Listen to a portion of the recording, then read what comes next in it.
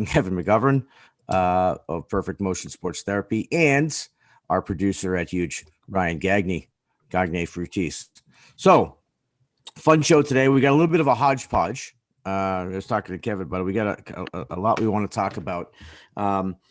Just like every other week, we're going to kick it off with the top of the order, and there's a lot that's happened because it has been 2 weeks since our last episode. But one of the biggest things that happened since we have been on live is the MLB draft.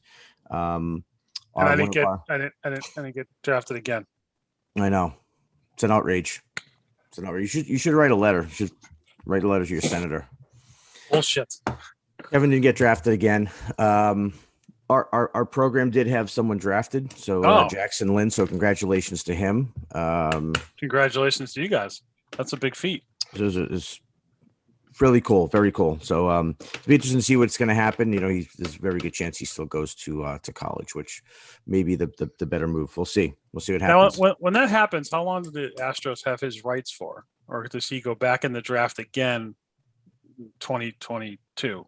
No, I think with college now, you at least got to be there a couple of years, which would be the smart thing to do anyway. Okay. You know, you want to, in any situation where you go back to college, you want to improve your stock, right? I mean, right. So he was a kid who was projected to go in the high, 2-3 rounds. Excuse me. But there's possibility that he sort of priced himself out in the early rounds, and so he went later. And but there's a lot of that. There's a lot of surprises too in the draft this year. And if you noticed, all the college kids went from like 10 to 20. It was almost all college kids from 10 to 20. It was not all, but it was a majority high school kids through the first 10. And a big part of that, a big reason for that was this whole idea of the new slot money, where it's an idea. There's no salary cap in baseball, but I think it's to try to control, give the smaller market teams to stay competitive, so that bigger market teams can't wait and take a kid in the 5th round and sway him away from college, for instance, by offering him $5 million. So there's a certain is that a new number? Is that a new rule now? Is that a rule now, or what? It's a new thing. And what they're trying to do is they're trying to make every round has sort of a number attached to it, and teams can pay over that. But if they pay over it, they got to pay a penalty. They got to pay a tax penalty, and in some instances, if they go too far over, they actually lose a draft pick from next year. So it could be really damaging. And so there was a kid, the Red Sox got Will Myers. He, I think, went in the 4th round. The Red Sox took him, and he was supposed to be like a top 10 overall. Do you think that's because of the money aspect of it, or who knows? There's so many things behind the scenes that we don't know about, right? I mean, it could be that, I think in any situation, if you're looking at like a high school kid, for instance, right? It's like, what are the odds that he's going to sign? I think that's the big thing, right? What are the odds he's going to sign? If there's a good chance he's going to college, you're not going to waste a 2nd or 3rd round pick, or 4th round pick, even if you're going to lose him. Right. So, that's first and foremost. And then, there's recency bias too. They talk about that. You hear scouts talk about recency bias a lot. And, we got to talk to a lot of scouts this year, thanks to Jackson, and the recency bias is a real thing. And that's why you see the top 20 fluctuate so much. It's, and by the way, you had a lot of like mostly high school kids in that top 15 in the mock drafts. And then once the college season started and all these college players started having better seasons, they start to go up. The high school kids drop. Sure. It fluctuates. And by the way, I don't think there was one mock draft that I saw that was anywhere near accurate, by the way, which isn't. Which is drafts for the MLB draft, you're just throwing a dart at a dartboard and seeing what there's no rhyme or reason to it. No. Yep. So I watched the draft on ESPN, and I had obviously from my world had a huge issue with a lot of their commentary, and we'll talk about this the next thing up on our top of the order. I mean, they literally were talking about pitchers and how Tommy John was like this, well, he's been bar mitzvahed, or he's been confirmed. He's got Tommy John, like it's a milestone. Yeah. And there's and one guy at the end is like, well, the rehab's tough, and it's not, dude. It's the talk of it is insane. Like it's some sort of rite of passage. Well, he's got the zipper on his elbow, so he's good to go. And as we've seen now in New York, with Jacob deGrom, now you're a 2-time loser. Okay. Now what Ryan's gonna talk with us about, bring up now, go ahead, Ryan. What the Well- tidbit well- of information do you well, have? Yeah. Go ahead, Ryan. Well, yeah, I mean, I was going to say that, there was a pitcher, Spencer Turnbull. We talked about him a couple of weeks ago for the Detroit Tigers, who threw a no-hitter against Seattle, I think it was, back on May 18th. That was only, 2 months ago? And now he's out for the next 12 months with Tommy John surgery. Dude, Well, minimum 12 months. Yeah, right. first of all, that's great math, right? So kudos. It was indeed 2 months ago. Here's this is crazy, and I don't want to say the school because this was like speculative, and this was also a long time. This was probably at least 10, 12 years ago. But I remember, there were talks about a major university that were essentially having their players get Tommy John surgery as freshmen, right? So if a freshman pitcher, and you're like, hey, my elbow's a little tender, and they go, oh boy. We're gonna have to. Looks like you're gonna have to have that ligament replaced, and they were doing it almost as an elective because they knew that. And at the time, I think the numbers were probably 75 to 85% were coming back, not only throwing as well, but throwing harder. And so that's the thing. And you can recall this wasn't that long ago, probably 5-6 years ago, where it was being talked to be an elective. Kids were actually wanted to go and have Tommy John surgery. I've had at least 5 parents in the last 5 years ask me about elective Tommy John surgery.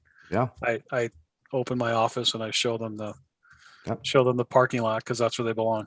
But that's the thing that people don't know. They hear like, oh well, there's a thicker ligament that's put in place so it doesn't tear again. That's the idea anyway, and that it's also who does it, right? Because as you know, it's how it's set. It has to be set a certain way, right? And that's why absolutely. Yep. Yeah, that's why it's got to be its proper length, or it's useless. To be honest, it's just like the ACL. That's right. Put the ACL in if it's a half a millimeter off, it's useless because the body uses the next structure for stability. Yep, it's got to be precise.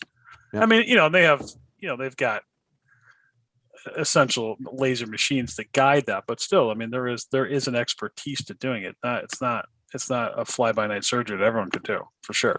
Well, and plus, I know we've talked about this. So I could beat a dead horse about it, but the return, the timeline of a returning player now is crazy. So it's 3 times longer than the actual Tommy John.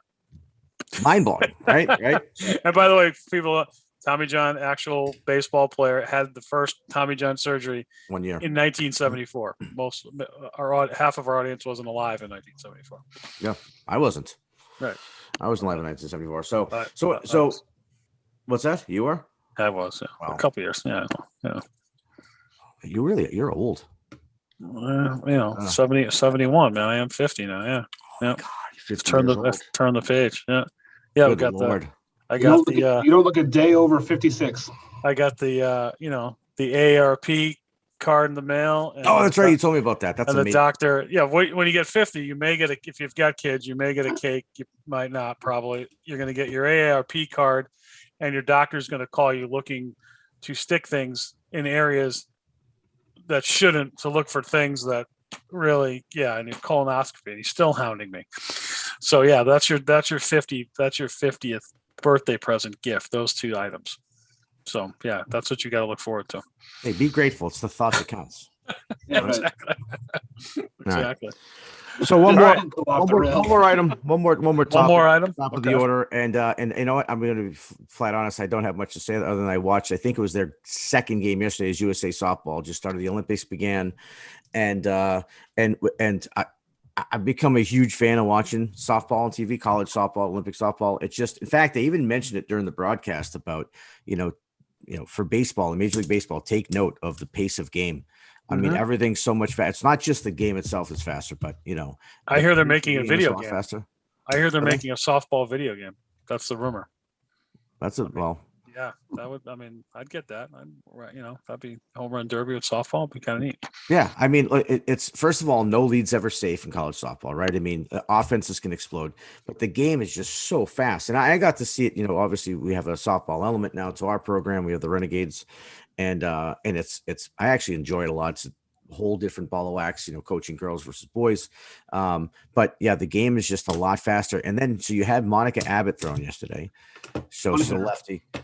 Was it a one hitter? I was going to say she had a no into the 5th. And dude, it's a near impossibility. Ryan, see if you can look up the translation. She's throwing 75 to 77 miles an hour. For how many feet? I'll give you 40 this right feet. now. Olympic. I think Olympics 40. I don't even think it's 43. I think Olympics. So 40. 75 to 40. Yeah. So that would be X over 60. So 75 times 60 divided by 40. I don't even know what you're talking about right now. What now? They're 46 feet. 112 Is it miles 46? an hour. Well, that's No, what I hold said. on, hold on. Is it 46 feet that they throw from? 43. 43. Okay, so 75 times 60 divided by 43. So the 75 mile an hour from 40 right. feet, from 46 feet, the equivalent speed is 99 miles an hour from 46. Yeah, 75 times 60. That's bananas. And so, and by the way, and she has a 55 mile an hour changeup. She's literally 20 mile an hour drop. It was just, she threw one to one girl, somewhere in the middle of the game, and the girl just laughed. It was like, she dotted it on the outside corner. Yeah. She's up there geared up to, try to jump on 75. And dude, and she's tall. I think she's like 6'1". Yeah. And That's she fantastic. Good for her. Top of you. So And that was against Canada, and Canada is one of the better teams in the Olympic pool with them. The Canadian softball team is really good for. It is 43. I just checked it. 43. Yeah. So that puts it at like 104. Yeah. Good luck. Good luck with that. Yeah. 6'3". We just found out from from one of our super fans that 6'3". 6 foot 3 inches. Yeah. Nice. Oh, it makes me feel bad about myself. All right. All right. So what is our topic is, what is our topic? Oh, assessing your postseason needs. So, yeah, well, I mean, so we're not quite into the postseason, obviously, but we thought, here we are. A lot of seasons have wrapped up in travel, at least in travel ball, local town ball. Town ball seasons are over outside of the summer, Lou Tompkins and such. 14, the 14 and under age group is done. And the older, the high school kids are in sort of in the middle of their season. It's a really fast season because what was that? Oh, Will you stop looking at? That's my Manilow in golf. Gotta get him on as a guest. Go on.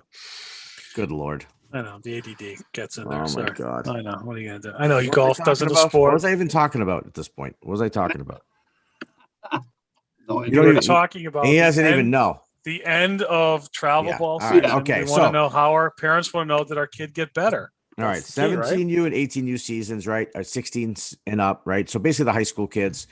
It's always tough because, you have to wait for the high school season. This year, the high school season was delayed a month. So, we didn't even start until, what was our first game? June 30th, right? So we basically have to try to squeeze in about 25 to 30 games between June 30th and like the first or second week in August. And we extended that August, it's usually the first weekend in August. And, but it's a good time to, I think, to start to evaluate a few things. Number one, the program you're in, like, did you improve? Did you reach the goals that you set out? Are you on pace to reach the goals that you set out? Like I said, you're still in season, a lot of them. Especially what we see in a lot of, Kevin, is for pitchers. And this has always been an issue these kids are throwing way too much. I think we all agree they're pitching way too much. We should say not throwing way too much, but they're pitching way too much. And I know there's kids out there, and I think you have a story from just like yesterday or whatever of kid throwing 82 pitches in 2 innings. Right? Now how would you know? How old was he again? Somewhere, I'm assuming probably around 14. Big Diamond, 14. Came off the mound in tears. So there's a kid that probably played middle school ball, probably played town ball, right? He's also playing travel ball in the spring. This is a town ball. Yep. So he's probably up. I'd be willing to bet he's probably upwards of like, I don't know, 70 to 80 innings on the season, which is already too much for that age, right? And they let him go out and throw 82 pitches in 2 innings, which is just asinine. It is. It's asinine. And that goes back to like what we talked about before, which is like the false sense of safety of pitch count. Because, well, hey, his pitch count was 85. He didn't throw yet this week. So, hey, he's under 85 pitches. Yeah, right. But he threw like, 40 plus an inning. Right. Sure. Which is, you have to take into consideration, the labor and the stress and, the duress in which the body's under during those pitches. Right. And it's not just this flat number. So a perfect example of, looking back at, number one, like I said, when my goals met, did I underachieve? Did I overachieve? Et cetera. And then what to do with that. So what do we do with that information? Right. Like, so setting new goals. For pitchers, it's probably taking a rest, starting to plan when your rest is going to be. Fall ball is going to be the next thing around the corner, right? Making sure that you have, appropriate rest between now and fall ball, if you even play fall ball, which we'll talk more about. But I think there's lots of kids out there that are multiple sport athletes. You should be, especially at, the age of 14 and under. And so, of course, football season's coming up. I think soccer's played in the fall, right? Mhm. So it's a good time for a break. But I think it's also this is about probably around the best time for evaluation, especially for those younger teams, because now's the time of year where they start to look at, like, what are we going to do next year? Are we going to stay where we are? Are we going to join a new program? Are we going to find a new instructor, et cetera, et cetera? And I think it's important for everybody to make sure they're taking a hard look at where they are, because each passing year it becomes more and more difficult to get where you need to be. And we talk about it all the time. We use the term unsustainable. You see kids that, 13 years old, their swings aren't great, but they're more physically mature than most other 13-year-olds that haven't grown yet. Perhaps they've grown. They're using a drop 10 bat, right? And they're facing no more than, with some exceptions, they're facing no more than 60 to 65 miles an hour. So you do the basic math of that, you can hit that ball with arm speed, just swinging with your arms, and have success. That's not going to sustain as you start to face faster and faster pitching. You need to generate a certain amount of bat speed in order to be able to see that ball, read it, react to it consistently. And the only way you're going to get that bat speed is by learning how to hit with your legs and your core. And so that's, again, why you see that huge drop off at 15U. And so I'd say that the 14U players out there, especially, because this is the last year, like, you really have a chance to still reach your goals. Like, if your goal is college baseball, which in our world, that's usually what the goals are for these kids. You need to make sure that you're focusing on that now, and you make sure you're getting, the right amount of training, the appropriate training, not the right amount, but more so the quality rather than the quantity. So what you guys obviously have, you just got done your softball tryouts, or at least one round of them, right? And you got Yeah. baseball tryouts coming up next month, right? Yeah. So how do you evaluate your players from season to season? What are you looking at? If you've got, obviously, a person like a Jackson Lynn, the Tiger Woods of your program. But what are you looking at for your average run of the mill person to improve, and what are you setting for next year as they continue on in your program? Good question. So I would say that 3-4 years ago, Jackson Lynn was an average run of the mill player in our program. Right. This right? is a And great so, story too. Tell me. Yeah. He's been with us since he was 11. One of the things that I saw that was if you want to look at innate ability, I was watching a video, like a hitting video, and there's this, it's an app. I still use it. It's called Huddle Technique. It's nice. You can go frame by frame. Now, a typical, say, 12, 13-year-old kid, you're going to use 3-4 frames to get a hip turn, right? So you get from foot plant, load position, right, to initial rotation to the hips turning. It's typically 3-ish frames. Jackson's was like 1.5 at the time, right? Like, he's boom, his hips turn fast. So that's something you can't teach. That's when I knew, like, okay, if we teach this kid properly, like, he's going to be insane. And as we know, he went to the MLB combine and led in every category. But to answer your question, is we use measurables. So, we use technology like Rapsodo and Blast Motion. So we see, was there an increase in bat speed? Was there an increase in exit velo? Was there an increase in spin rate, his spin speed, all of those things. So we can see measured results. In fact, that's why we want to do it, because, we expect to get measured results by teaching what we're teaching. So that's how we would do it. And if we're bringing kids in, and that's where evaluation varies. If we get a 10-year-old player, 11-year-old player, I don't care what they look like in terms of their baseball ability, because we're going to be able to teach them. There's no such thing as a great 10-year-old. We talked about that, right? There's no such thing as a great 12-year-olds. And the mechanics are all going to be, they're at least going to need work. Some will be better than others, but they're all going to need work. As you go up to, now we get to a 15U team, say, right? And, maybe we have 2 spots to fill on that team. Well, that kid has to have a pretty decent baseline. Number one, in order to not stick out like a sore thumb on the team he's joining, but also more importantly, because, there has to be something that we can offer that person. And if they're too raw at 15, we're not going to have enough time to get that kid to reach his goals, And so I'm not trying to like steal anyone's money, but if we can, Sure. we get a kid that's a good baseline, and maybe he's gotten some decent instruction in the past, and we can sort of take him the rest of the way. That's what we're looking for. But we want to match, we got to see that kid's at least close to what the other kids would be in that group that he'd be joining. Nice. Does that answer your question? That does answer my question. I like that. Fantastic. Now pitching, on the other hand, right? Pitching's a little bit different. Were you going to ask a question? Go ahead. I saw you start to move your mouth. No, so, it's just stuttering.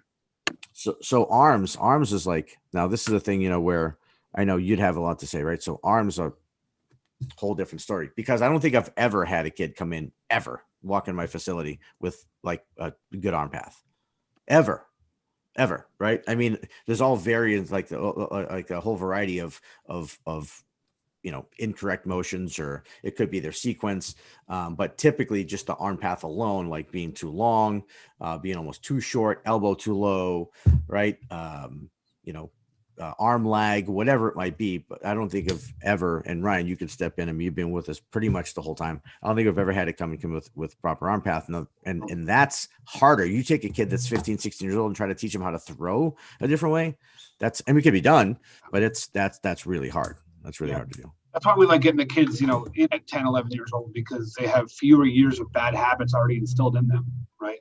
It's much easier to break those habits that they haven't been doing as long, whether it's hitting, throwing, fielding, any of that stuff, than it is, like Mike said, getting somebody, 15, 16 years old. I mean, realistically, they've been playing baseball for probably about 10 years at that point, right? So they've got 10 years of different bad habits that have been accumulating, and it's just harder to break that. Mm-hmm. Yeah. I mean, you think about that, we get a 12-year-old, 13-year-old kid that comes in there, even at that age. I mean, they've taken thousands of swings before we've ever met them. I mean, and that muscle memory is going to be very, very firmly ingrained. And, another thing that's worth mentioning, I know we talked about it before, but, that development is a process. I had a kid come in, and actually there was two. One was a baseball player from another program, came in, did a lesson with me, and I get a text from the guy like, "Hey, my son went 6 for 8 over the weekend. It was amazing what you did, whatever, blah, blah, blah." And a softball player where she went out and hit a home run the next day after work. And as much as I'd love to take credit for both of them, like, that's not me. Like, it's maybe they had more confidence because they worked on some stuff, but to make a change, a mechanical change that's part of a reactive skill like hitting, it's going to take, depending on the age, it takes anywhere between like a year to 3 years, right? So it takes time. It takes time. So we got to measure that. Like, all right, we have, for this age, it takes this amount of time on average. Do we have the time to help this kid based on where he is or she is at that point? Gotcha. I like that.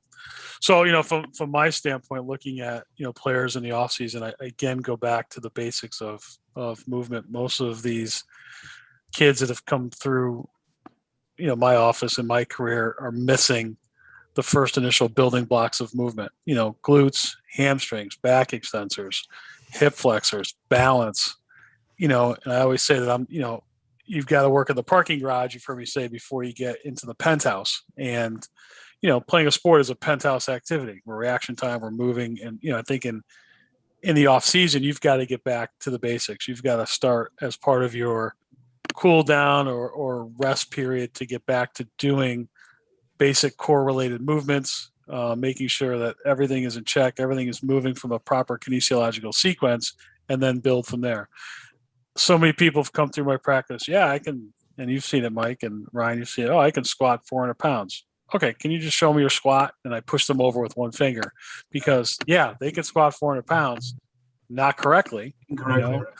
And which means, Kevin, right, that they're putting that weight up with some compensatory motion, right? Some other muscle, some other muscle. I always say, the body will always do what you tell it to do. Good thing. But the body will always do what you tell it to do. Bad thing. It's going to get it done regardless. It's going to push that weight up. And, I'll have, kids with lower back injuries, groin injuries, and then, some of the training that's going out there, your average 12 to 17-year-old kid shouldn't be doing single leg exercises unless they have perfect mechanics. Like I'm a martial artist. Maybe you got a guy who's a brown belt in karate comes in your facility. Maybe they can do a one-legged exercise because they've been, training on one leg kicking for 5 or 6 years. But every kid I see that comes in with back issues, oh, I do these single leg stuff. You can't even walk and chew gum on 2 legs first. But this whole era of run as fast as we can, jump as high as we can, do all as fast. Well, the body's got to slow down, the body's got to protect itself, and that's why the injury rate is so high, in my opinion. We're working too high of a level to a body that we're doing calculus, and the body can't do long division, and that's basically it. And that's what I see. The same muscle groups are out all the time, and it's sad. I don't know how it's gotten that way, but for sure it's been done at the adolescent level and the college level. And we can see by the Major League Baseball injury rate, football injury, it's done at that level too. Yeah. I think part of it is, especially because of social media, there's lots of competition out there for people, so if you're in the fitness world, you're in the instructional world, whatever it is. And people are just so anxious to like show you how much they know and show you, how the special moves. And, it's like we talk about, these pitching coaches that sound like they're, kinesiological doctors, Yes. on social media. And I remember we went like one of the, why would you do that's, we read like Ryan read their explanation. He's like, the short answer is right. And then it was like gibberish. And gibberish. Yeah. Made no sense. Right. And so I think that's what it is. It's the effort to impress, and it's combined with the effort to show big number results, because everything's about, look, even hitting now is lighting up a radar gun, right? It's all about exit velocity. It's all about how far you're hitting and how hard you're hitting it. With pitching, it's about, running guns. I mean, it was so big that there was a little bit of a scandal in the college recruitment world. That I had one of the college coaches that I was talking to saying, I said, hey, I can get you a video, and he's like, all right. He said, can you show the ball before you take the video? And I was like, okay. I'm like, does it have to be a certain? And he goes, no. He goes, it's just a big thing now where coaches were giving their kids 4 ounce, because they have underload, overload baseballs. They give them 4 ounce baseballs so they could, get from 87 to 91 on video. God, so unbelievable. And that, are you serious? Yeah. And I'm like, so sure, I'll show you the ball. I don't know, like, and I'm thinking, like, is he looking for a flat seam ball? Is he looking for something that's comparable to what they use in their conference, whatever? Right. And I ended up just asking him. I was like, why am I showing? So he told me. And so that was a thing that was going on for a while. So again, it's all about, lighting up the gun and getting those big numbers. And, it makes all the sense in the world, right? That, you get a kid and they don't understand postural alignment. They don't understand kinetic chain, and they're starting to do things one leg at a time. Of course, there's going to be an imbalance. Of course. Right. And to be honest with you, it's not their job to know. It's the person they're going to that, you got to truly look at who you're going to and the result. So if your kid is coming off the field the next day, he's sore, back sore, hip sore, you've got to rethink your training for next year, because obviously you play 3 baseball games in a day, which I know that happens, but you shouldn't have these hamstring pulls, groin, back. Absolutely not at that age. No way. We say the same thing. Practice makes permanent, not perfect. Okay. And the other thing to leave parents with is a black belt is a master of the basics. You've got to master basic human movement in a kinesiologically correct way, or you're eventually going to break down and lose performance, or both. It's a matter of time. Yeah. It's not an if, it's just a matter of when. I think in athletic movement too, and I think this holds true for pro pitching and hitting, but I can think specifically about hitting, right, is everything's about efficiency. It's about efficiency, because that encapsulates everything. Efficient means your big muscles are doing the work. Your hands aren't doing too much, not extending, not swinging too far. Everything's in the bat path, in the pitch plane rather, right? Your bat path is in the pitch plane for as long as it can. You're there quickly. You're there through it long, that sort of thing. So, and it's oftentimes, when we're working with, hitters, and a lot of times with pitchers too, it's not oftentimes things that we're teaching them to do. We're actually almost taking to not do stuff. don't do this. Stop doing that. Right. You don't need to go back here. Let's stay in here. Right. You don't need to swing with your shoulders. Let your shoulders turn when your hips turn, etc. It's oftentimes like, and we say it a lot, like, hitting's as much about what you're not doing as it is what you are doing.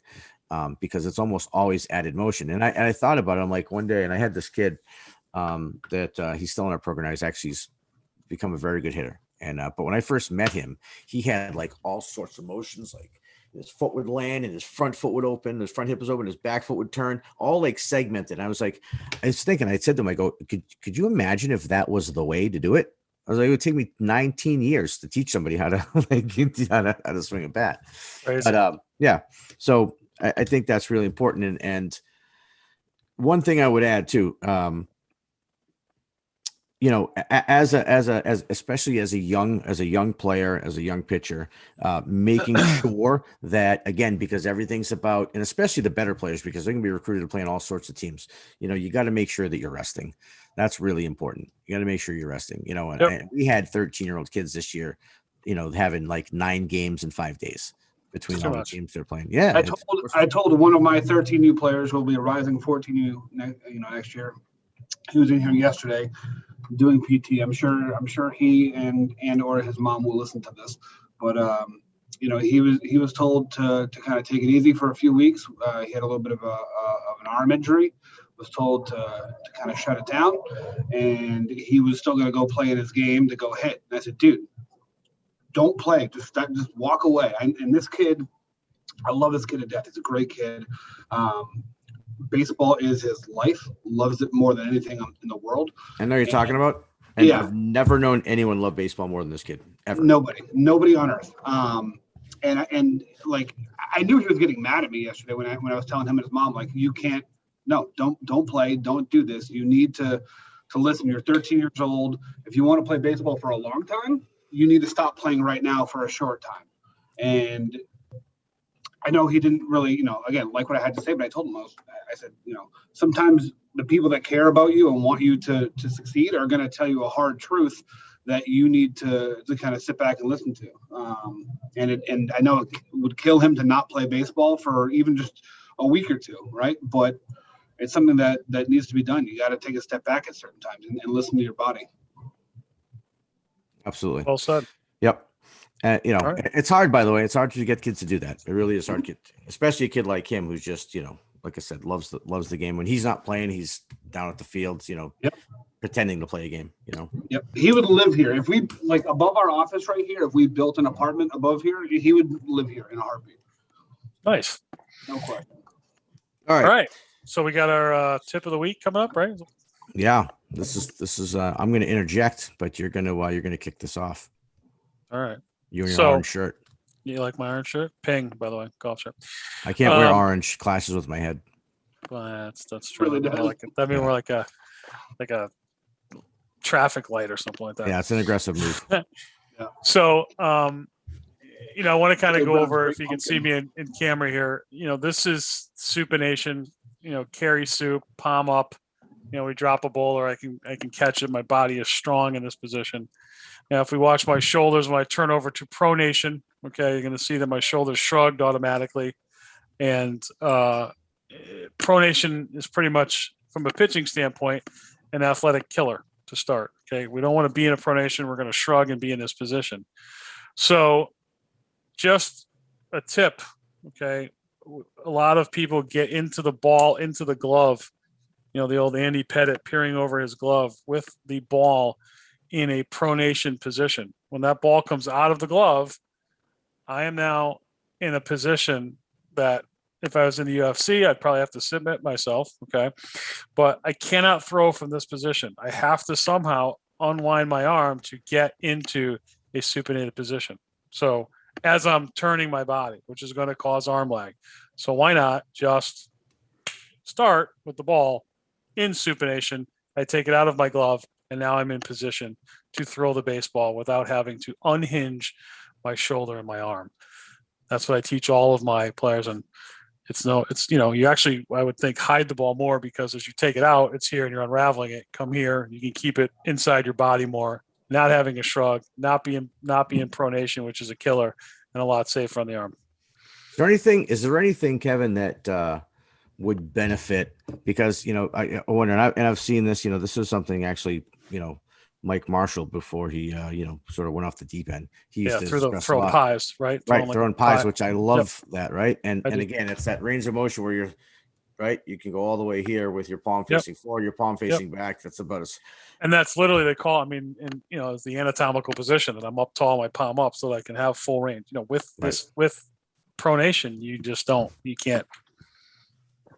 So what is that? What do you think that comes from? Where did that start? Just I guess, I know you might not know, Yeah. but So back 5,000 years ago, we had Catholicism, Judaism, Muslim, and the tablets for baseball. Okay, that's it. They don't change. There's no rhyme or reason. Why are they still teaching you? People actively teaching you to drag your toe as you're trying to go home. I have no idea. It's just been done for 3,000 years, so people just do it. Yeah. When I went to New Jersey last week, I didn't let my bikes down from the bike rack and drag them there because I was going forward. I left them off the ground. So it makes no sense. But a lot of things in baseball make no sense because you're strong here. I'm not strong here. Okay, I don't know why, other than it's been done since Christ was a carpenter, and that's how they do it. it's like the reach back, right? The Yeah. reach back in the quarter. Right. I mean, here. I mean, I don't want to. I want to be here. I mean, I don't want to be here. And we know. Here's the thing. This position, the M, the dub, whatever you want to call it, every single person who has Tommy John is in that position. Mm-hmm. Now that doesn't mean that position causes everyone to have Tommy John, but everyone who has a Tommy John somewhere in their windup is in this position, ball down, pronated, as opposed to here. Doesn't make any sense. Like over engagement of the traps, Yep. right? And they won't change. They will not change. And again, I'll say it again. A position you'll never see an NFL quarterback in. Never. Without maybe one exception. But again, generally speaking, you're not going to see them in that position. Nope. And NFL quarterbacks have a much greater throwing workload than MLB pitchers. And you talk about that's a great example when like I've said this before, when a quarterback throws a ball short, the announcer will say, "Yep, he threw off his back foot," right? Because you throw off your front foot, you get off of your back foot, right? You can't drag it. You can't, keep. In my case, would be 75 pounds anchored to the rubber. Get it off. Get moving forward. Get rotating. But they do a good job of keeping the arm connected with the body, so in the 1,000%, right. And so the arm with good quarterbacks, you see the arm literally only move forward and down, right? It just rotates up to this position, then it's forward and down. Everything's short. And I remember, I know most NFL quarterbacks today will throw a baseball easily 90 miles an hour or harder, right? And I remember, a thing on Brett Favre back when he was the Green Bay Packers many years ago, where I think they clocked him like 82 miles an hour with a football, right? And so you're throwing these things, it's a heavier object, you're throwing it harder. Like, again, you're throwing way more often than MLB pitchers. So it's not just the game, they're practicing 4 days a week as well. Yep, throwing absolutely. 60, 70 balls a day. So, yeah, I mean, I know we beat a dead horse, but that's really important to understand. So because that pronation, I can tell you too, right? That's more of the Roy Halladay motion. Yep. Here, not here. This is bad. This is good. Oh, and it sounds just like a simple little thing too. And I'm going to piggyback that with a little hitting tip too as well. But just one last mention on, we talked about one of the guys that we like the motion, Roy Halladay. If you watch videos, and I'm not saying it was perfect, but way more than any other conventional pitcher. As soon as he came out, he started turning right here quickly, and he was palm up a lot earlier. And he was considered a workhorse, right? He was considered strong. All right, I got my little trusty PVC pipe here. So one thing, right? We're going to stay on that on the hand, and it's maybe not as much pronation, supination, but it is the position of the hand and it's the wrist. And so one of the things that we see a lot, we almost see all the time when we have hitters first come into our facility, boy or girl. We see a lot of this. And now my hands are in a good position for a load phase. But one of the big problems that I have here is two things, right? Is my bottom hand wrist is a little grip too tight, right? Should be in the fingers in the bottom hand. And the top hand, my palm's facing me. And what this is going to cause a lot of the time, right? The vast majority of the time is it gives this free range to happen, right? And so we see that. We see like this back elbow just sort of drop. Oftentimes it gets ahead of the hand. And you can see with the PVC pipe here in the video what it's really doing to my bat. And so as I start to turn, let me back up a little bit. And now, Mikey, that bat drop that you are showing is a teach to That's some right. So I'm gonna adjust my to some camera. hitting philosophies at this point. That high Right. level pattern. This is a teach, So it's this. and you're Now, saying this is wrong. it's incorrect because when I turn, right? So again, we want to be in front of the catcher's mitt as fast as possible. So what I'm going to do is I'm going to take my hand, I'm going to adjust my palm, I'm going to kind of bring my hand back, cock my wrist back so that the palm is facing the pitcher. And the easy way to remember this is, we tell especially our younger kids, so imagine like you got a mirror and you're trying to shine the sunlight in the pitcher's face, right? You're kind of shine it I like back at that. him. So you get the palm facing forward. It has less place to go. And now I can slot because this is going to come down, but it's going to slot into here. It never gets underneath or ahead of my wrist, right? My elbow is always going to stay behind. So now you can see the path of the bat coming down to contact, right down to the catcher's mitt. And I'm not doing anything. My hands aren't moving. You're just turning your belly button. I'm just rotating. Okay. Nice. And when I get here, now my elbow's behind my fist and I can get extension. Oh, I'm going to hit the camera. I can get extension on playing with a pitch all the way through. And so that's a big So one. just that one this way, just that one minor adjustment. So there you go, parents. There's two minor adjustments that are vital for both hitting and pitching, and it's just the flip of the wrist. That's it. Right? Yeah. Nice. All right. Good job. Guess what time it is. Guess Oh, no way. Is it? Billy Carey. Why would you do that? First off, I want to say that I loved Kevin's theology lesson today. Yeah, the three religions ever in history. Yeah. That was great. Actually, before we even begin, I do have to mention that I went to Catholic high school, and the brother Houlihan, who gave me my KMAC nickname, currently right now, it's his funeral going on. He passed away 2 weeks short of his 90th birthday, so I said I'd give a shout out to Brother Hooley and thank you for the lifelong nickname of KMAC. Before A-Rod and T-Mac, okay, 1984, there was KMAC. Very good stuff. All right. 1984, that's when I was born. How does that make you feel? Oh boy.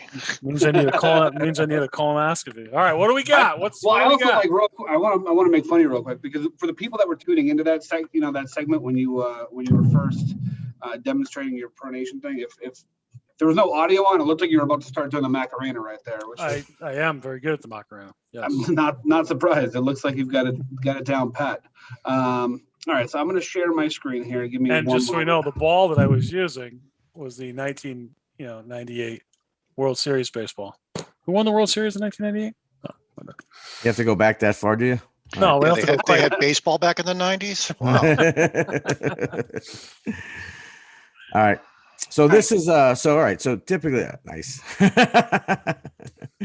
So this is actually, so we have the why would you do that, and we've also just lately been including some things we thought it was only fair to show some things that are being done properly and correctly. And this is a good drill. This is something we use a lot with hitting, and the reason we use it, and I want you to pay attention if you're watching the video to see the spin or lack of spin on the med ball that they're throwing. So now they have them up against the wall. What they're trying to do with this is to make sure that they're not flying the front side open. So when you're hitting, you want to, as your right-handed hitter, you want to rotate right side or back side into contact, right? Makes sense. The ball's in front of you. You want to turn in. You don't want to pull away. It's directional force, right? So that's why they're up against the wall here. But the more important thing is that they're throwing this ball with their hips and legs, and how you can tell that is when you throw with your arm, you're going to get a roll off your hand. You're going to see spin on this ball, and the greater the spin, the more arm you're using. So that kid on the opposite and the farther end there is like he's using a little bit too much arm. Yeah, a little bit too much arm. This kid back here, that was a perfect one. He had zero spin whatsoever. And so when you do this, when you turn your hips, the ball should just fall out of your hand at the end. And that's if you're actually generating the force of the throw with your hips. That was a better one. So this is a good drill, and this is a drill that we used to use a lot. And it's real easy. All you need is a med ball, and it gives you immediate feedback on whether you're actually generating force with your lower half or generating force with your arms. And so, we want to combine this, of course, with a regular bat and to take some swings, maybe do 10 med ball throws and try to repeat that motion while like maybe on a tee and try to swing the bat the same way with using your lower half. So this is a good drill. Sorry, get this out of the way. Let's find something funny. I like that one.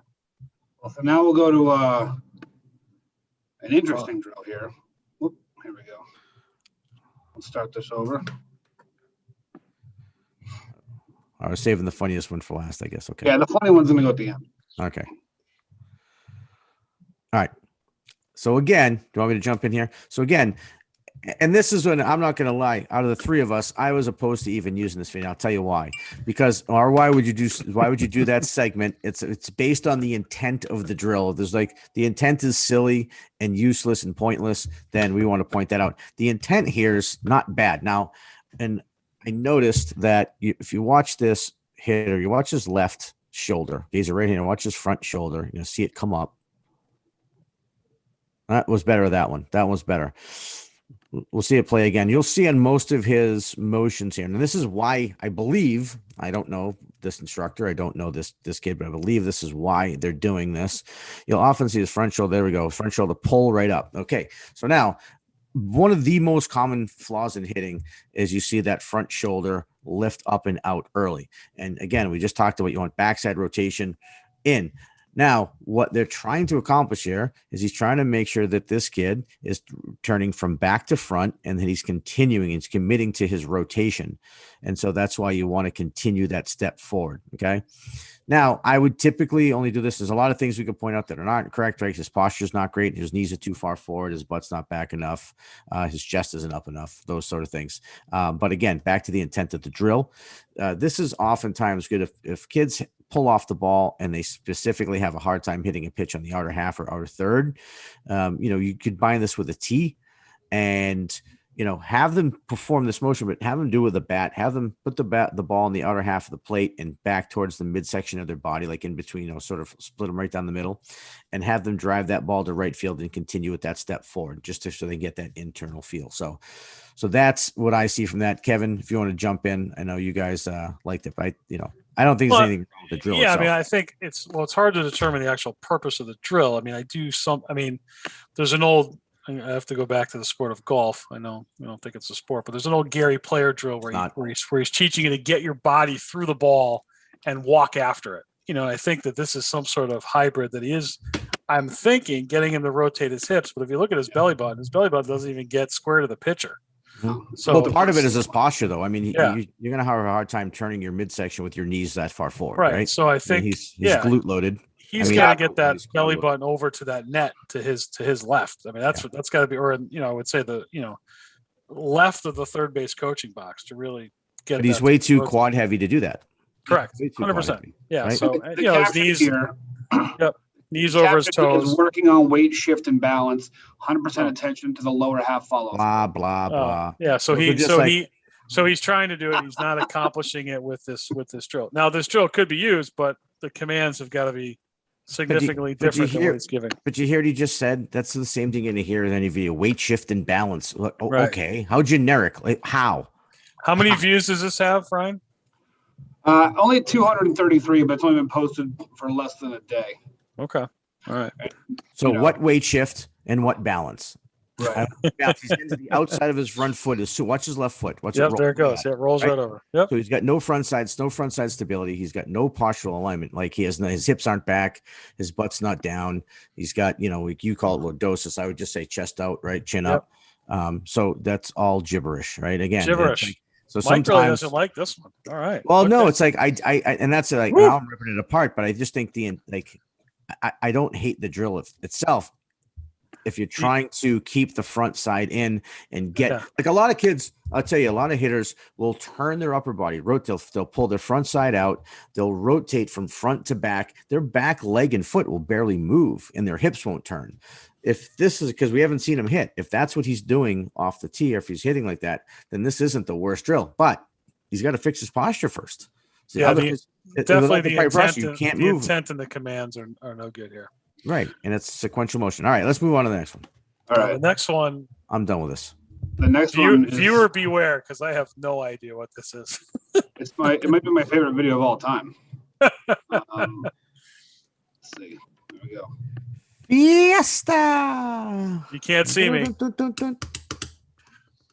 What is this? This we used to do at the Brighton Lincoln games before I warmed up. This is what we do. Maybe that was after we went to the bar. Billy, right? Coach Bill, something like that. I don't know, but I don't know what this is. I'll say. Did you ever? Did you I ever think warm there's up? some talent going on there with the coach actually not making contact with the ball. Like that in and of itself. That in is pretty itself. But I impressive. mean, are you teaching tracking the? I mean, he's not. First of all, the kid's not framing the ball at all. There's no framing going there, No. right? So you're not teaching that. What? No, in I mean, fact, you're he's- teaching him to keep his eye on the ball. Like You're he's a actually catcher, The catcher's actually probably losing strikes the way he's catching it. right? Yeah, he is. Absolutely, Yeah. without question.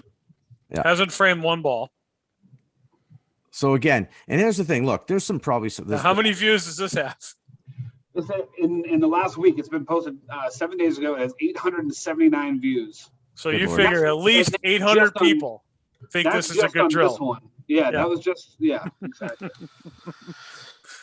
So watch right wherever this is that like the sale of like pool noodles just had a spike. Yeah. So for right? those who are Right. listening, basically a coach is in a batter's box wiggling two noodles Ah. in front of the catcher who's catching like soft toss, and the ball goes through the noodle. My wife Sarah said it's like a mini golf obstacle. Yeah. Like wacky waving inflatable flailing Yeah. arm tube man. That's amazing. So, all right, I guess we always try to figure out, right? All right, the intent is what? Concentration, right? To make sure that, the catcher's catching the ball through swings and misses. If that's an issue, should probably get him outfield glove. That's what I would say. But, I Right. mean, this is Or a basic. soccer ball, maybe. And there's Hecko sticks. There's, there's glasses you can buy actually cheap now that actually, like the, what's it called? They not strobe, but they, maybe there's a strobe. They turn off and on. There's lots of ways to do this. You can wear, they make these other things that kind of go on your hat that restrict your vision, so you really got to concentrate. There's lots. You could use a little balls with the glove off, right, and catch the little balls here with the fingers. Lots of things you can do that did not include a grown man taking two pool noodles and wave them in front of himself like that. Yeah. Oh, drum roll. It's like, I'm sorry. This is yeah. Wow. yeah. Mhm. All right. Stop trying, 'cause that's ridiculous. Well, okay. So silly. Again, And they- before we, just so you know, the guy that's doing the drill there, I won't plug his brand or anything like that, but he has over 1,600 followers on Instagram. From his catching training videos. wow. Pretty So, sure I bef- saw I forget his name now. Benji Molina. I'm pretty sure Benji Molina Yeah, you didn't see did that very that. drill. Yeah. None of them flying Molina brothers did that.